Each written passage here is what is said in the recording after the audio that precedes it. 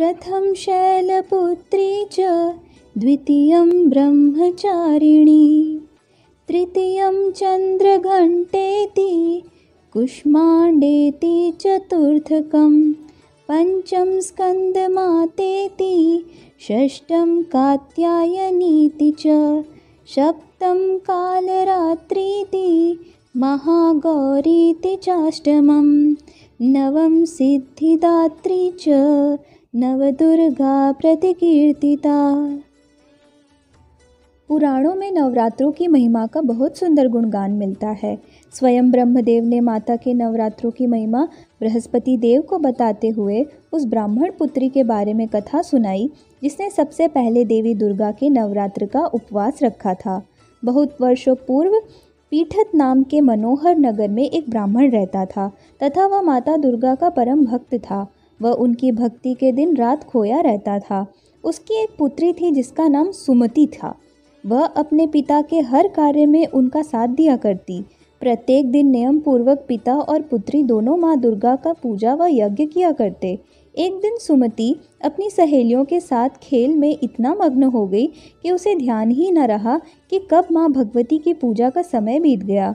खेलने के बाद सुमति जब घर वापस आई तो उसने अपने पिता को अत्यंत क्रोध में पाया।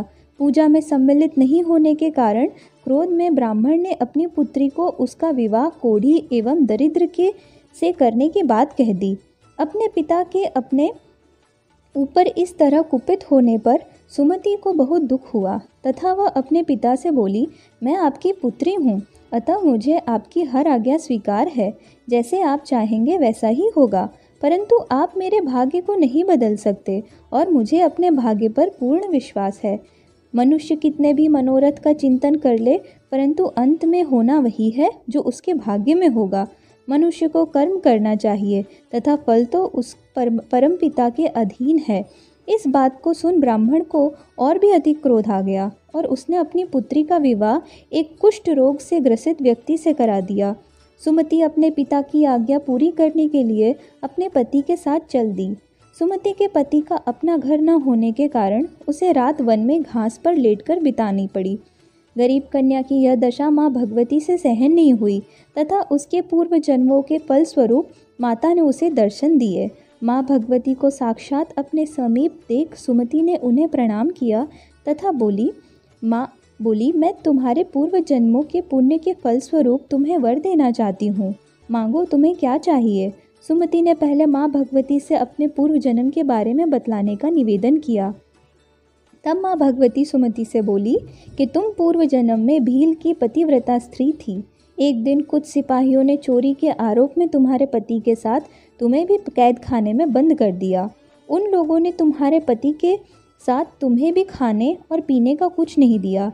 इस तरह नवरात्रों के 9 दिनों तक न तुमने कुछ खाया और न ही कुछ पिया, जिसके परिणाम स्वरूप तुम्हें नवरात्रों का पुण्य प्राप्त हुआ।